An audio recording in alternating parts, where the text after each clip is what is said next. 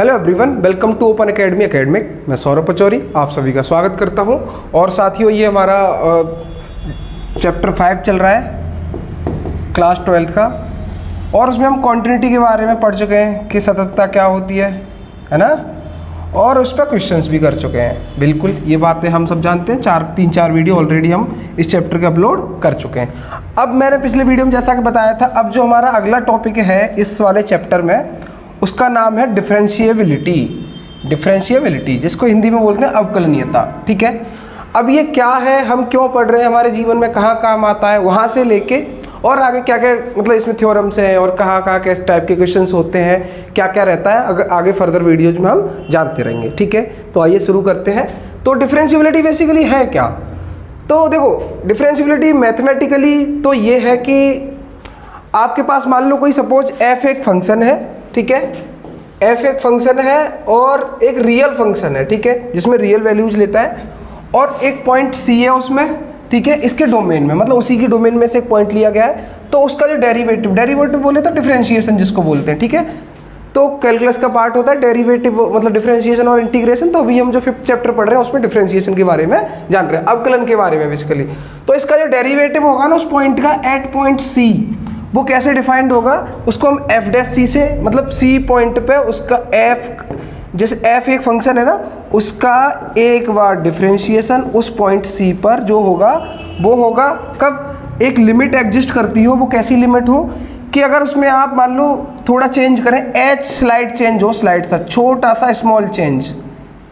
ठीक है, छोटा सा चेंज करने पे आपको, ठीक है, और उस पॉइंट पे उस फंक्शन की वैल्यू और उससे डिवाइड करें अगर किससे, जो पॉइंट आपने इसमें मतलब स्मॉल चेंज लिया उससे, तो जो लिमिट मिले हमें वो एग्जिस्ट करती हो। हमें बेसिकली ये बताना है कि अगर ये फंक्शन है और उसका पॉइंट सी पर डेरिवेटिव है, तो ये जो लिमिट देखिए ना, limit h tending to 0 f c plus h minus F C upon h, this limit should exist. ठीक है, ये लिमिट अपनी क्या करनी चाहिए, एग्जिस्ट करनी चाहिए। ठीक है, ये तो बात रही मैथमेटिकली। बेसिकली ये कुछ नहीं है, थोड़ा सा आपने सी से थोड़ा एच की तरफ थोड़ा चेंज किया है। सी पॉइंट है, कॉन्टिन्यूटी में भी पढ़ा था, अगर ये सी पॉइंट है तो इधर से राइट हैंड लिमिट होती थी और ये लेफ्ट हैंड लिमिट होती थी। अगर ये इक्वल होती थी और उस पॉइंट पे उस फंक्शन की वैल्यू इक्वल होती थी तो वो कॉन्टिन्यूस होता था। अभी राइट हैंड लिमिट तो एग्जिस्ट करनी चाहिए, वो ठीक है, लेकिन राइट हैंड डेरिवेटिव होना चाहिए। अब राइट हैंड डेरिवेटिव, और एक होना चाहिए इधर की साइड से left hand derivative. Point c से थोड़ा चेंज करो तो डिफरेंशिएशन डेरिवेटिव, और पॉइंट सी से थोड़ा लेफ्ट में चेंज करो तो डिफरेंशिएशन। ये दोनों क्या होने चाहिए, इक्वल, और ठीक है फाइनाइट होने चाहिए। फाइनाइट मतलब एक कोई वैल्यू, मतलब सीमित वैल्यू होनी चाहिए, अनलिमिटेड या इनफाइनाइट ना हो। ठीक है, तो ये वाली अगर लिमिट एग्जिस्ट करती है तो वो क्या होगा, डिफरेंशिएबल होगा वो फंक्शन। ठीक है, ये बात तो रही हमारी मैथमेटिकली कि हमने जान लिया ये है क्या। ठीक है, अब डेली लाइफ में मतलब जो डेरिवेटिव होता है उसी को हम बोलते हैं, उसके प्रोसेस को क्या बोलते हैं, डिफरेंशिएशन। जो हमारा टॉपिक है ना, हम जानते हैं डिफरेंशिएशन। तो देखो, जो डिफरेंशिएशन है ना, इसे अवकलन बोलते हैं, अवकलन हिंदी में। जो डिफरेंशिएशन है दोस्त, वो कुछ नहीं, बस एक नाम याद रखना है, वो है रेट ऑफ चेंज। अब ये क्या है, तो देखो रेट ऑफ चेंज जो है ना, मतलब बदलने का रेट। जो कोई चीज़ बदलती है ना, कुछ बदलता है किसी चीज़ में, तो बदलने की जो दर होगी ना, दर मतलब रेट जो होगा बदलने का, वो है बेसिकली क्या, आपका डिफरेंशिएशन। लेट्स से इसको कैसे समझ सकते हैं, जैसे मान लो कि आप, जैसे ये सरफेस है, मतलब ज़मीनी तल है, मान लो ऐसे ये रोड है और ये पुल है इसके ऊपर से, और यूँ ख़त्म होता जाता है ये। ठीक है, यूँ चलता जा रहा है। ठीक है, ये रोड है। अब देखो, ये समतल है जगह, यहाँ से ये रोड ऐसे गया है ऊपर से, हाईवे जाते हुए तो देखे होंगे ना आपने, तो कभी कभी ओवरब्रिज निकालना पड़ता है, तो ऐसे ये बने होते हैं।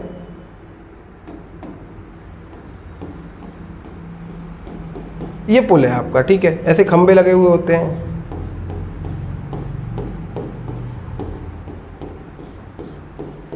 और छोटे खंबे इधर उधर जाते हैं। ठीक है, इधर और छोटे से बड़े की तरफ जाते हैं।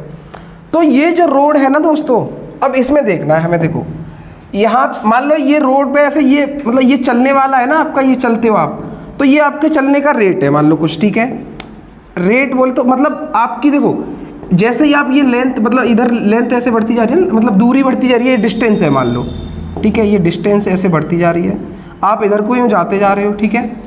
और जैसे जैसे इस पुल के लिए देखो, ये ब्रिज है आपका,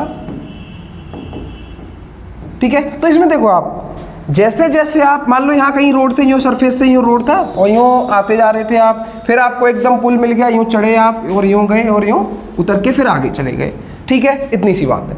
अब देखो यहाँ तक सरफेस तक कोई चेंज नहीं था, यहाँ आए आप, यहाँ से थोड़ा और बढ़े आगे तो थोड़ी और हाइट हुई उस रोड की, थोड़ा और बढ़े आगे तो थोड़ी और हाइट बढ़ी इस रोड की, थोड़ा और आगे बढ़े, थोड़ा और आगे बढ़े, थोड़ा और आगे बढ़े, थोड़ा और आगे बढ़े। जैसे जैसे आप इधर को यूँ आगे बढ़ते जा रहे हो, आगे बढ़ते जा रहे हो, हाइट इसकी बढ़ती जा रही है। एक टाइम पे आके ये अपने पीक पे चली गई कि इतना ही ऊंचा हो सकता है, ठीक है ये। फिर आप आगे और बढ़े तो थोड़ा कम होती गई हाइट, कम होती गई, कम होती गई, कम होती गई, कम होती गई, कम होती। तो देखो जैसे जैसे आप डिस्टेंस, और दूसरी बात क्या है, हाइट, मतलब दूरी और ऊंचाई, तो ये दोनों चीजें हैं ना दोस्तों। इसमें देखो इसमें चेंज हो रहा है, जैसे जैसे डिस्टेंस में चेंज हो रहा है ये वाले में, वैसे वैसे हाइट में चेंज हो रहा है। अब चेंज तो कैसा भी हो सकता है ना, पॉजिटिव या नेगेटिव, मतलब कोई चीज़ चेंज के नाम पे, बदलने के नाम पे कोई चीज़ बढ़ भी सकती है और घट भी सकती है। कोई आपका दोस्त ही है मान लो, तो दोस्त आपका क्या है भाई, कभी अच्छा कर सकता है आपके साथ में तो कभी बुरा कर सकता है। कहते ना यार बदल गया, अरे भाई बदल गया ना, तो बदल गया तो या तो वो अच्छा बदला होगा आपके लिए या बुरा बदला होगा, तो वो डिपेंड करता है वो क्या हुआ है आपके साथ। वैसे ही इसमें है कि जैसे जैसे डिस्टेंस इधर जा रही है, आपका देख रहे हो कि हाइट या तो बढ़ रही है या घट रही है ना, कम हो रही है या ज़्यादा हो रही है, यही हो रहा है। चेंज का मतलब तो किधर भी हो सकता है ना, पॉजिटिव नेगेटिव, ठीक है। तो यही है अपना डिफरेंशिएशन, रेट ऑफ चेंज है ना, रेट ऑफ चेंज, बदलने की जो दर है ना, किस दर से ये हाइट और इस डिस्टेंस के रेस्पेक्ट में, इसके सापेक्ष, डिस्टेंस के जैसे जैसे बढ़ रहा है उसके सापेक्ष इस हाइट पे क्या फर्क पड़ रहा है, यही हमारा डिफरेंशिएशन है कुल मिलाकर, ठीक है। ये क्या है अपना डिफरेंशिएशन है, डिफरेंशिएबिलिटी यही होती है, ठीक है। आप ऐसे एग्जाम्पल कहीं भी देख सकते हो ना आराम से, ठीक है। और भी एग्जाम्पल क्या हो सकता है सर, ये तो आपने बता दिया, ठीक है, अच्छी बात है, और क्या सिखा सकते हो आप इसके बदले में हमें? चलो तो कुछ और भी जानने की कोशिश करते हैं। जैसे मान लो आपने देखा होगा, फिजिक्स पढ़ते हो आप, तो उसमें आपने कुछ शब्द सुने होंगे, वेलोसिटी है ना, जिसको हिंदी में वेग बोलते हैं, एक्सेलरेशन है ना, जिसे त्वरण बोलते हैं। ये सारी चीजें ये क्या है, ये रेट ऑफ चेंज ही तो है दोस्तों। ये क्या रेट ऑफ चेंज में, इसमें क्या चेंज हो रहा है, किसके रेस्पेक्ट में, ये जानना होता है हमें। जैसे वेलोसिटी मान लो v है, तो उसको कैसे लिखते थे आप, d अपॉन टाइम के रेस्पेक्ट में, है ना। और डिस्प्लेसमेंट, मतलब डिस्प्लेसमेंट बोले तो विस्थापन, कितना दूर, समय के रेस्पेक्ट में आप कहाँ पे कितनी दूर गए, वही तो आपका वेलोसिटी होता था। तो कुल मिलाकर ये जो लिखा है ना d अपॉन dt, इसका मतलब है differentiation with respect to t, t के समय के सापेक्ष, विद रेस्पेक्ट टू टाइम, आपके इस डिस्प्लेसमेंट जिसको s बोलते थे, इसमें क्या चेंज आया, यही तो पढ़ते थे फिजिक्स में। ऐसे ही आपका त्वरण है, a मान लो एक्सेलरेशन, तो ये क्या होता था d अपॉन dt, मतलब टाइम के रेस्पेक्ट में, ठीक है, ये टाइम t फॉर टाइम के रेस्पेक्ट में आपका जो वेलोसिटी है ना, मतलब विद रेस्पेक्ट टू टाइम जो वेलोसिटी में चेंज होता है वही तो एक्सेलरेशन या त्वरण होता है, वेग परिवर्तन की दर त्वरण होती है। तो इस वेग में, इस वेलोसिटी में टाइम के रेस्पेक्ट में जो चेंज हुआ, जिस दर से बदला, रेट ऑफ चेंज, वही आपका क्या है, डिफरेंशिएशन है। तो एक्सेलरेशन और वेलोसिटी हुआ, ये क्या है आपके डिफरेंशिएशन के ही बहुत अच्छे एग्जांपल्स हैं, ठीक है। तो आई होप आपको ये बातें क्लियर होंगी। तो आप इन बातों को नोट डाउन भी कर सकते हो, ताकि आप नोट्स में जब रिवाइज करो तो आपको ध्यान रहे कि आप क्या पढ़ रहे थे, कैसे पढ़ रहे थे, है ना, ठीक है। ये हम अब मोटा मोटी समझ चुके हैं कि हम डिफरेंशिएशन में पढ़ने क्या वाले हैं, ठीक है। और एक और अच्छा एग्जाम्पल क्या दे सकते हैं सर, आप हमको और समझा दो कुछ, अगर तो और जीवन में बेहतर हो जाए कुछ। तो चलो, जैसे मान लो आपका एक दिन आता है सबके दिन जीवन में, वो होता है हैप्पी बर्थडे, है ना। सबका बर्थडे आता है किसी न किसी दिन, किसी को पता होता है, किसी को नहीं पता होता, वो एक अलग बात है ना। तो जब बर्थडे आता है तो आप क्या करते हो, डेकोरेशन, है ना। तो डेकोरेशन में आप क्या करते हो, बैलून्स लाते हो, ठीक है, गुब्बारे लेके आते हो आप, छोटका छोटका गुब्बारा लेके आए आप, पन्नी में ऐसे पैकेट में भर के, है ना, बहुत सारे गुब्बारे छोटे छोटे ऐसे पैकेट में भर के लाए। अब क्या किया आपने, कि इन गुब्बारों को डेकोरेट करने के लिए फलाना स्टार्ट कर दिया। अब मान लेते हैं कि स्फेरिकल मतलब गोले वाले थे सारे गुब्बारे, ठीक है, स्फेरिकल गोलाकार गोले वाले गुब्बारे आते हैं ना, वही वाले, ठीक है। अब गुब्बारा मान लो ऐसे गोल है तो कुछ उसका सेंटर होगा, वहाँ से कुछ ना कुछ उसकी रेडियस रही होगी, है ना, मतलब त्रिज्या भी तो रही होगी कुछ ना कुछ, ठीक है। अब सुनो आप ध्यान से, आप जैसे जैसे मतलब समय के साथ, मान लो गुब्बारा आपने बिना फूला हुआ हाथ में उठाया, आपने उसमें फूंक मारना या गैस से मतलब मशीन से पंपिंग करना स्टार्ट किया, थोड़ी देर बाद गुब्बारा में 1 सेकंड बाद इतना बड़ा हो गया, दूसरे सेकंड बाद इतना बड़ा हो गया, तीसरे सेकंड बाद इतना बड़ा हो गया, चौथे सेकंड बाद इतना बड़ा हो गया, 5वें सेकंड बाद इतना, सर बस रहने दो वरना फूट जाएगा, है ना, 6वें सेकंड में बदला ब्लास्ट हो गया, है ना, तो इतना जिस चीज़ की कैपेसिटी है, ठीक है। तो देखो क्या हो रहा था, आप ये रेडियस ही तो, अभी रेडियस इतनी थी 1 सेकंड पे, मान लो दूसरे सेकंड में जब गुब्बारा बुला रहे थे दूसरे सेकंड में इतनी रेडियस हो गई, तीसरे सेकंड में यहाँ तक पहुँच गई रेडियस, चौथे सेकंड में इतना बड़ा हो गया, 5वें सेकंड में इतना बड़ा हो गया। With respect to time d/dt जिसको लिखते हैं, किस में चेंज हो रहा है, रेडियस में, है ना। ये आपका क्या है, ये भी तो रेट ऑफ चेंज ही है ना, रेडियस में चेंज समय के रेस्पेक्ट में, समय के सापेक्ष। ये सब एग्जांपल्स किसके, डिफरेंशिएशन के। आपको और बेहतर समझ आ रहा होगा कि डिफरेंशिएशन बेसिकली है क्या, किसी चीज के सापेक्ष, किसी चीज के रेस्पेक्ट में किसी दूसरी चीज में अगर परिवर्तन हो रहा है, चेंज आ रहा है, ठीक है, तो वो बेसिकली है क्या, डिफरेंशिएशन, जिसको अवकलन बोलते हैं, ठीक है जी। आपको आई होप अब ये सारी बातें क्लियर होंगी कि जीवन में दिखेगा का, अब आपको कहीं ना कहीं हर जगह दिख जाएगा कि डिफरेंशिएशन कहाँ कहाँ दिख पा रहा है आपको, है ना, और भी कई सारी चीज़ें, ठीक है। हमने कई सारे एग्जाम्पल्स देखे, अब आगे बढ़ते हैं। तो एक थ्योरम है साथियों कि if function is differentiable at point c, मतलब डिफरेंशिएबल का मतलब अवकलनीय हो, मतलब लिमिट जो मैंने अभी फॉर्मूला बताया था, है ना, limit h tending to 0 x plus h minus f x upon h वाला टाइप का, है ना, उसी टाइप का। तो जो ये है ना इस पॉइंट C के लिए मान लो अगर वो डिफरेंशिएबल है तो वो then it is also continuous at that point, मतलब वो कॉन्टिन्यूटी हमने पहले पढ़ चुके हैं। तो कॉन्टिन्यूटी में क्या होता है, left hand limit, right hand limit और उस पॉइंट पर उस फंक्शन की वैल्यू तीनों क्या होते हैं, इक्वल होते हैं। तो ये बात आपको आई होप क्लियर होगी, है ना। चलिए तो देखो कॉन्टिन्यूअस होने का मतलब क्या है, लिमिट एडजस्ट करना, उस पॉइंट पर उस फंक्शन की वैल्यू के इक्वल होना, ठीक है। इसको प्रूव करके देखते हैं। वो कह रहा है अगर एक फंक्शन डिफरेंशिएबल है एक पॉइंट C पर, तो कुल मिलाकर वो क्या है, एफ डैश सी है जो, है ना, वो क्या है, limit h tending to 0 f x plus h minus, चलो C के लिए देख रहा है ना तो C लिख लो x की जगह पे, है ना, C के लिए एफ सी अपॉन h, h तो नहीं कह सकते, x मतलब चेंज जो किया वो क्या हुआ, x माइनस सी, ठीक है, ये चेंज किया हमने इसमें। एफ डैश सी की वैल्यू क्या आई, limit h tending to 0 c plus h minus F C upon x minus C. ये क्या है, एक C पॉइंट था उसमें x के लिए कितना चेंज हुआ वही तो नीचे, ठीक है। अब चलो अब हम प्रूव करते हैं कि ये चीज़ जो डिफरेंशिएबल मतलब डिफरेंशिएबल दिया है, इसका मतलब क्या है, ये कंडीशन दी हुई है, ये गिवन है आपको। अब हमें दिखाना है कि वो कॉन्टिन्यूअस होना चाहिए। कॉन्टिन्यूअस सतत कब होगा, जब उस पॉइंट पे उसकी लिमिट इक्वल होगी, है ना, और उस पॉइंट पे उसकी वैल्यू के, ठीक है। तो हमें पता है कि अगर मैं लिखूं f x minus F c, ये जो अपना है ना f x minus F c, इसमें क्या कर सकते हैं आप, एक काम करो, ये जो लिखा हुआ है इसको मैं ऐसे लिख सकता हूँ f x minus F c. इसमें ना क्या करते हैं, इसमें x माइनस सी का गुणा और x माइनस सी का भाग कर देते हैं। इससे तो कोई दिक्कत है ही नहीं, ठीक है, इससे क्या ही दिक्कत हो जाएगी आप। अब क्या कर सकते हैं इसमें,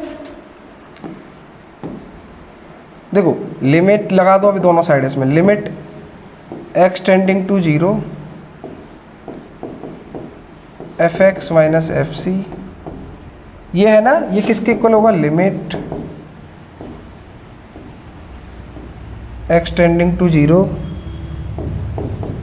F x minus F C upon x minus c into x minus सी।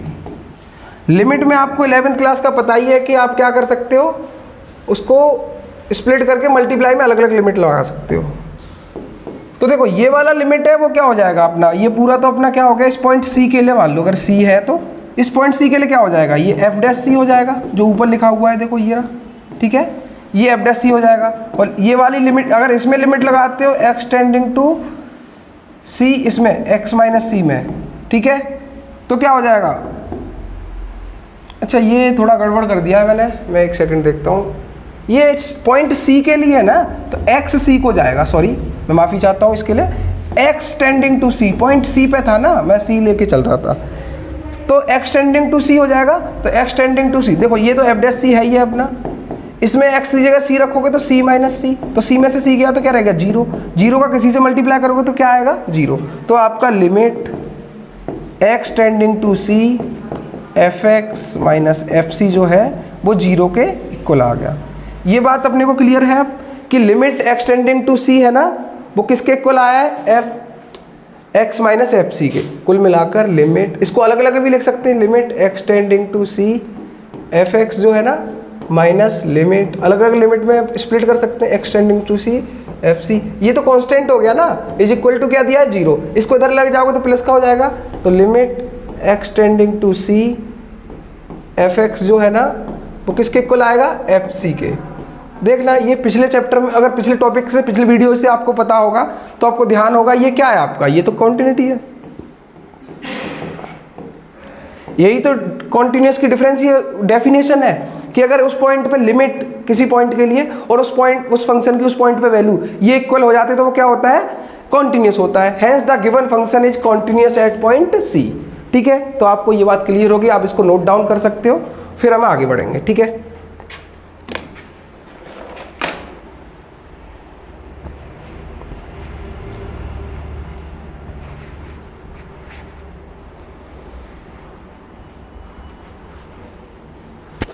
तो आई होप आपने ये नोट डाउन कर लिया होगा। अब आगे बढ़ते हैं हम। चलिए, तो साथियों अब तक ओवरऑल हमारा ये रहा कि डिफरेंशिएशन होता क्या है, डिफरेंशिएबिलिटी क्या है और बाकी सारी चीज़ें। अब हम कुछ फॉर्मूले होते हैं उनको जानने की कोशिश करते हैं और फिर हम क्वेश्चंस की तरफ आगे बढ़ेंगे। ठीक है, तो देखो आपने सबसे पहले एक फॉर्मूला अगर बुक में देखा होगा वो ये है कि d/dx। मान लो एक f(x) एक फंक्शन है, f(x) एक फंक्शन है जिसकी जो फंक्शन दिया है वो है x⁴n, x की power n।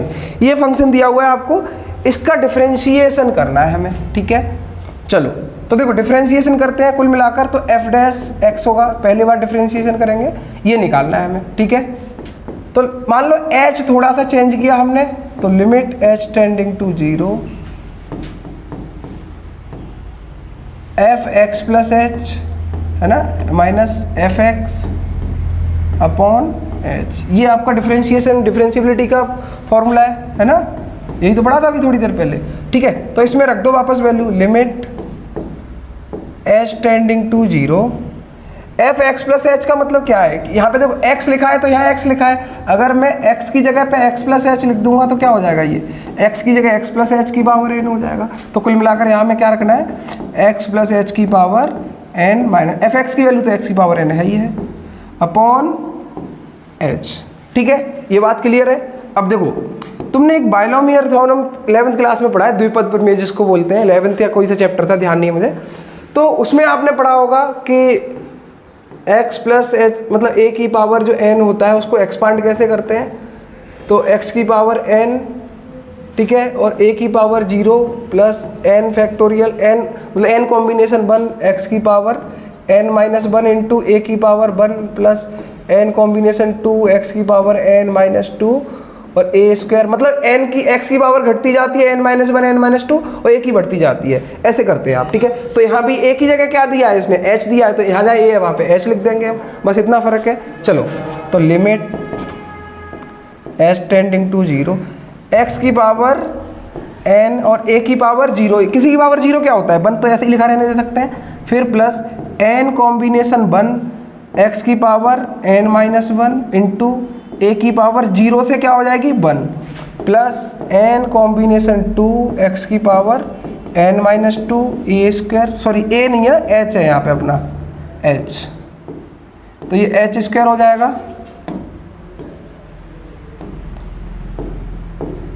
Plus n combination 2 के बाद 3 आएगा तो x की power n minus 3 h Q plus ऐसे चलता चला जाएगा n तक, ठीक है। तो n माइनस एन तक ऐसे चलता चला जाएगा, ठीक है।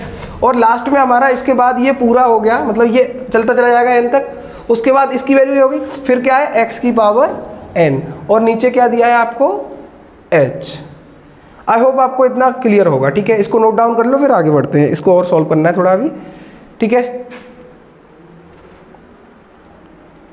चलो तो इसको नोट डाउन करो आप और आगे देखो फिर। लिमिट एच टेंडिंग टू 0, देखो इसमें से ये माइनस करेंगे तो ये दोनों क्या हो जाएंगे, कैंसिल, है ना। x माइनस एक्स की पावर n और x की पावर n प्लस माइनस के, ये बच्चा आपका क्या बच्चा, n कॉम्बिनेशन 1 x की power n minus 1 into H, ठीक है, प्लस n कॉम्बिनेशन 2 x की power n minus 2 into H square, plus ऐसे चलता जाएगा अपॉन h, ठीक है। अब देखो आप h के ना मतलब पूरे में अलग अलग डिवाइड कर दो, तो लिमिट h टेंडिंग टू 0, देखो यहाँ इसमें डिवाइड करोगे तो h से h कैंसिल होकर क्या रह जाएगा, n कॉम्बिनेशन 1 x की पावर n माइनस 1, प्लस इसमें रखोगे तो क्या हो जाएगा, n कॉम्बिनेशन 2 x की पावर n माइनस 2, h का h स्क्वायर से h स्क्वायर में डिवाइड करोगे तो एक h कैंसिल होकर फिर भी h रह जाएगा। अगले वाले में जब 3 करोगे तो h स्क्वायर रह जाएगा, फिर h रेज टू 3 रह जाएगा, h रेज टू 4 5 6 ऐसे चलता चला जाएगा, ठीक है। अब देखो जैसे ही आप इसमें अब लिमिट रखोगे h की वैल्यू क्या रख सकते हैं आप, 0, तो यहाँ 0 रखोगे तो ये 0, और इसके बाद तो h स्क्वायर होगा, ऐसे चलते चले, मतलब सारे आगे के टर्म्स में 0 जगते जाओगे, h आएगा आगे तो सारे टर्म्स 0 हो गए। कौन सा बच गया, ये वाला बच गया जिसमें h है ही नहीं, ठीक है। तो जब h इसमें है ही नहीं तो इसमें तो 0 होगा नहीं, तो क्या रह गया आपका कुल मिलाकर n कॉम्बिनेशन 1 x की पावर n माइनस 1। और तुम्हें पता है कि n कॉम्बिनेशन r जो होता है वो क्या होता है, n factorial upon n minus r factorial into r factorial. तो r की जगह क्या लिखा हुआ है यहाँ पे 1, तो ठीक है, तो इसको खोलोगे तो n factorial upon n minus r की जगह क्या है 1, तो n minus 1 factorial into n, ये हो जाएगा आपका 1 फैक्टोरियल, और x raise to n minus 1। अब देखो इसको और क्या लिख सकते हैं, n factorial n into n minus 1 expand करके इसको और आगे ले जा सकते हैं n माइनस 1 फैक्टोरियल तक, और नीचे भी क्या है n माइनस 1 फैक्टोरियल, और 1 फैक्टोरियल तो 1 होता ही है, into x raise to n minus 1। इससे ये कैंसिल हो गया, क्या रह गया n x raise to n minus 1। ये आपका आंसर है जो आपने बुक में कहीं ना कहीं देखा होगा, या आपको मान लो बाई चांस थोड़ा बहुत पढ़ा है तो पता भी होगा। ये वो है जो x रेज टू n का डिफरेंशिएशन आता है, ठीक है, ठीक, डेरिवेटिव जिसको बोलते हैं। तो आप इसको नोट डाउन करो एक बार फटाफट, फिर हम आगे बढ़ते हैं। तो कुल मिलाकर अगर आपको आगे ध्यान रखना हो, वैसे आप नोट डाउन करते टाइम एक काम किया करें, वीडियो पॉज करा करें और नोट डाउन करा करें, फिर आगे अपना ऑन कर लिया करें, ठीक है। क्योंकि फिर वीडियो अगर मैं आपको टाइम ऐसे मतलब खड़े होकर साइड से टाइम दूंगा तो वीडियो बहुत लेंथी हो जाएगा, वो टाइम वेस्ट ऑफ टाइम है ना। तो वही है, आप कुल मिलाकर वीडियो थोड़ा पॉज किया, आपने देखा और सॉल्व किया और मतलब नोट डाउन किया और फिर आगे आ गए आप, ठीक है, ऑन कर लिया, ठीक। तो कुल मिलाकर जो हमें मिला वो मिला कि d अपॉन dx, है ना। ऐसे भी डिफरेंशिएशन को डिनोट करते हैं x के रेस्पेक्ट में। मान लो जो fx था ना, उसका fx था, या उसको y मान लो, है ना, y is equal to x की पावर n, कोई कुछ भी फंक्शन का नाम दे सकते हो, fx y कुछ भी। अगर y is equal to x की पावर n है ऐसा मान लिया, तो जो d अपॉन डी एक्स, इसका मतलब क्या है, इसका मतलब है x के रेस्पेक्ट में डिफरेंशिएशन, उसको ऐसे लिखते हैं। और y, ठीक है, y का करना है x के रेस्पेक्ट में, y का डिफरेंशिएशन जो करना है वो क्या आएगा, n x raise to n minus 1, यही तो लाए थे हम अभी, ठीक है। या फिर इसको f डैश x से भी डिनोट कर सकते हैं, ये और ये एक ही बात है, डिनोट करने के कई तरीके हैं, ठीक है। वो आएगा n x raise to n minus 1, ठीक है। तो ये जो डिफरेंशिएशन का पहला फॉर्मूला है वो आपको याद होना चाहिए कि कहीं x की पावर n दिखता है तो उसका क्या होगा, n इंटू, मतलब x की पावर n है ना जो, तो n आगे आ जाएगा और x की पावर 1 कम हो जाएगी। जैसे मान लो आप कि y इज इक्वल टू लिखा है x की पावर 4, ठीक है, 4, तो जो dy अपॉन डी एक्स होगा ना, मतलब x के रेस्पेक्ट में इस y का डिफरेंशिएशन वो क्या होगा, n आगे आ रहा है ना, देखो n की वैल्यू यहाँ पे क्या 4, तो 4 आगे आ गया, x रेज टू 4 माइनस 1, क्योंकि n माइनस 1 है, तो 4 x की पावर 3 रह गया। तो ये डिफरेंशिएशन होगा dy अपॉन डी एक्स, वो क्या आएगा 4x क्यूब, 4x की पावर 3, ठीक है, आई होप ये बात क्लियर होगी आपको। ठीक है, चलो तो चाहो तो इसको एग्जाम्पल की तरह नोट डाउन कर लो तो और बेहतर रहेगा आपके लिए। ठीक है, अब हम आगे नेक्स्ट फॉर्मूला की तरफ बढ़ते हैं। आज की क्लास में हम फॉर्मूले ही करने वाले हैं, मतलब थोड़े बहुत और एक दो करेंगे ताकि फिर अगले वीडियो से हम क्वेश्चंस कर पाए।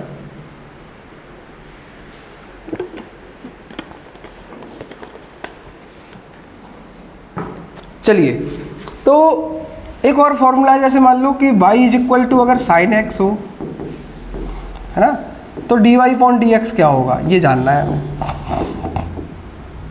यहाँ पे क्या आएगा, है ना, साइन एक्स का डिफरेंशिएशन क्या होता है एक्स के रेस्पेक्ट में, है ना, ये जानना है हमें।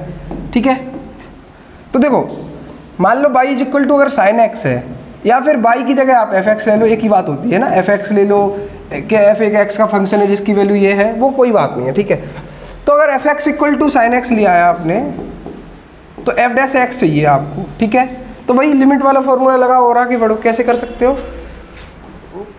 अगर f x is equal to sine x है तो एफ डैश एक्स निकालना है, तो एफ डैश एक्स जो होगा वो होगा लिमिट, मान लो कि एक्स में थोड़ा चेंज किया आपने एच, तो एच टेंडिंग टू 0। ठीक है, एफ एक्स प्लस एच, तो एक्स की एफ एक्स प्लस एच का मतलब क्या हो गया, एक्स की जगह क्या रखना है एक्स प्लस एच, तो sine h x plus h हो जाएगा, माइनस एफ एक्स तो साइन एक्स हो जाएगा अपॉन एच। आपको फॉर्मूला ध्यान है ना कौन सा, f dash x is equal to limit h tending to 0 f x plus h minus f x upon h. तो एफ एक्स प्लस एच मतलब एक्स में एक्स प्लस एच रखोगे तो यहाँ भी साइन एक्स प्लस एच हो जाएगा, और एफ एक्स है वो ऐसे ही रहेगा, नीचे एच आ गया। ठीक है, तो आई होप ये बात क्लियर होगी आपको। ठीक है, चलिए तो अब इसको क्या करें, ए plus sign a plus b वाला फॉर्मूला आपको पता होगा, वो 10th क्लास में भी था शायद, और 11th में तो ट्रिगोनोमेट्री में पढ़ते ही हैं। ठीक है, तो limit h tending to 0 sine a plus b क्या होता है, साइन ए की जगह एक्स है, कॉस बी तो cos h, plus cos a तो कॉस एक्स, साइन बी तो साइन एच, माइनस जो लिखा हुआ है वो लिखा हुआ है साइन एच, और नीचे क्या लिखेंगे एच। ठीक है, तो ये बात क्लियर है आपको। अब क्या कर सकते हैं, देखो इसको अलग अलग, एच से इसको डिवाइड कर दो, एच से इसको डिवाइड कर दो, एच से उसको डिवाइड कर दो, ऐसा कर लो आप। ठीक है, तो limit h tending to 0 sine x into cos h upon h. ठीक है, अलग अलग डिवाइड कर रहे हैं हम इसको, माइनस वो प्लस है sorry, limit h tending to 0 मतलब सबके साथ लिमिट लगा रहा हूँ मैं, तो cos x into sine h upon h minus limit h tending to 0 sine h upon h. ठीक है, तो ये बात क्लियर है। अब क्या कर सकते हैं आप,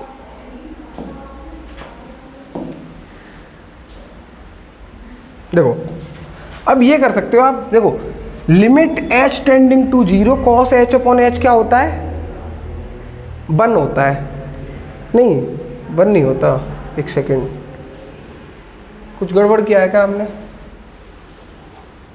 साइन कॉस एच, अच्छा ये साइन एक्स है, अच्छा ठीक है एक्स है ये, फिर तो क्यों ही करना है, तो फिर एक काम करते हैं, वो गलती होगी थोड़ी, एक काम करते हैं इसको हटाते हैं। देखो अब क्या करें, जब इसमें करोगे लिमिट लगाओगे ना इसमें कॉस एच अपॉन एच, तो क्या होता है 1 होता है। ठीक है, तो क्या रह जाएगा, देखो limit h tending to 0 cos h upon h, आपने 11th क्लास की लिमिट वाले चैप्टर में पढ़ा होगा, 1 होता है, तो ये 1 होता है, तो ये क्या रह गया साइन एक्स ही तो रह गया अकेला। ठीक है, क्योंकि साइन एक्स इंटू 1 तो ये साइन एक्स रह गया, प्लस इसमें लगाओगे तो साइन एच अपॉन एच, ये क्या होता है लिमिट एच टेंडिंग टू 0 पे, ये भी 1 होता है, तो यहाँ क्या रह गया कॉस एक्स रह गया इंटू ये साइन एच अपॉन एच के लिए क्या हो गया 1 माइनस साइन एक्स ये वाला। ठीक है, अब ये क्या है साइन एक्स बचा ये वाला, प्लस ये कॉस एक्स माइनस ये साइन एक्स, तो देखो इससे ये कैंसिल हो गया, तो क्या आ गया कॉस एक्स। तो कुल मिलाकर एफ डैश एक्स मतलब एक्स का मतलब इसका साइन एक्स का डिफरेंशिएशन, तो D upon D x of sine x, sine x का जो डिफरेंशिएशन आता है वो क्या आता है कॉस एक्स। ठीक है, तो ये बात आपको क्लियर होनी चाहिए। ठीक है, चलो तो ये बात नोट डाउन कर लो, फिर हम आगे बढ़ते हैं।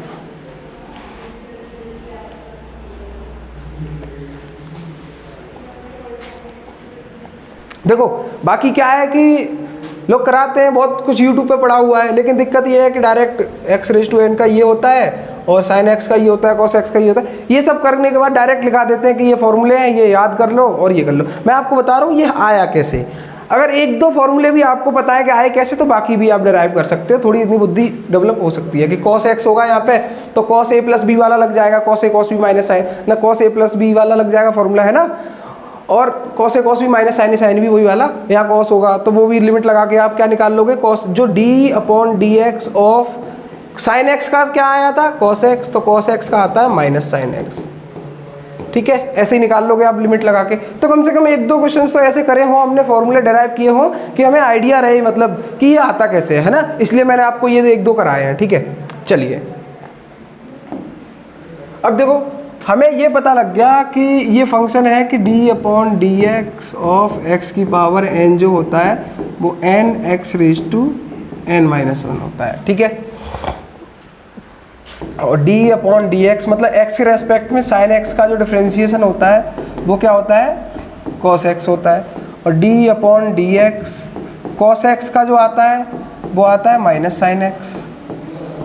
साइन का cos आता है, cos का माइनस साइन आता है। ठीक है, उल्टा नेगेटिव साइन आता है। और d upon D x of tan x sine के बाद cos के बाद तो वो आता है secant square x, sec square x. ठीक है, और d अपॉन डी एक्स जो कॉट एक्स होता है ना, कॉट का टेन के बाद वो होता है माइनस कॉसेक स्क्वायर एक्स, ये आता है। ठीक है, ये आपको ध्यान में रखने हैं कि टेन एक्स का सेक स्क्वायर एक्स आता है। अगर आपको लगता है कि आपको नहीं समझ आ रहा, आपको और जानना है कि मतलब इसका ये कैसे आया, तो आप मेरे को कमेंट बॉक्स में बता सकते हो कि हाँ सर हम जानना चाहते हैं कि इनके भी कैसे आए। तो मैं एक डिटेल्ड अलग से एक और वीडियो ला दूंगा आपके लिए जिसमें हम इनके डिफ्रेंशिएशन और कर लेंगे। ठीक है, चलिए तो ये हो गए। अब देखो d अपॉन डी एक्स जैसे साइन कॉस, ये ट्रिग्नोमेट्रिक फंक्शंस के देख रहे हैं हम, साइन कॉस टेन कॉट, ऐसे सेकेंट एक्स भी तो होता है तो उसका आता है sec x tan x, sec x dot into tan x, और d upon D x of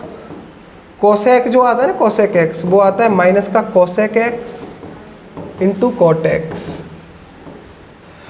ध्यान रखना टेन का सेक स्क्वायर, कॉट का माइनस कॉसेक स्क्वायर, सेक का सेक टेन, कॉसेक का माइनस कॉसेक और कॉट। ठीक है, ऐसे ही एक और रहता है अपना, वो रहता है d upon D x of log x. Log का क्या होता है डिफ्रेंशिएशन, तो वो होता है वन अपॉन एक्स। ठीक है, d upon D x of कोई कांस्टेंट हो, अगर मतलब वेरिएबल हो ही नहीं, ठीक है, कांस्टेंट मतलब 1 2 3 c a b d कुछ भी हो, उसका क्या होएगा, उसका होएगा जीरो। अब सर कहोगे जीरो कैसे आया वो बता दो एक बार, तो थोड़ा हमें अच्छा लग जाता। चलो मैं बताता हूँ आपको जीरो कैसे आया। देखो जैसे मान लो y इज इक्वल टू दिया है आपको 2। अब जो 2 है ना वो तो कांस्टेंट है, आपको तो dy अपॉन डी एक्स निकालना है, मान लो डिफरेंशिएशन, तो x तो है ही नहीं इसमें, तो क्या होगा अब, तो देखो x नहीं है तो क्या हुआ, इसको ऐसे तो लिख सकते हैं ना, किसी की पावर जीरो क्या होता है 1 होता है। तो जब इसको देखो जब कुछ नहीं है तो 2 इंटू 1 लिख सकते हैं इसको। अब dy upon D x is equal 2 into किसी की पावर 0 1 होती है तो मैं x की पावर 0 ले सकता हूँ क्योंकि मुझे x चाहिए। अब देखो 2 इंटू x की पावर n का मैंने अभी अभी आपको बताया था क्या आया था, n x की पावर n माइनस 1, तो n आगे आता है, n की वैल्यू क्या है यहाँ पे 0, तो 0 आगे आ गया, x की पावर 0 माइनस 1। अब चाहे यहाँ कुछ भी हो यहाँ कुछ भी हो, 0 से मल्टीप्लाई कर रहे हैं तो क्या आएगा 0।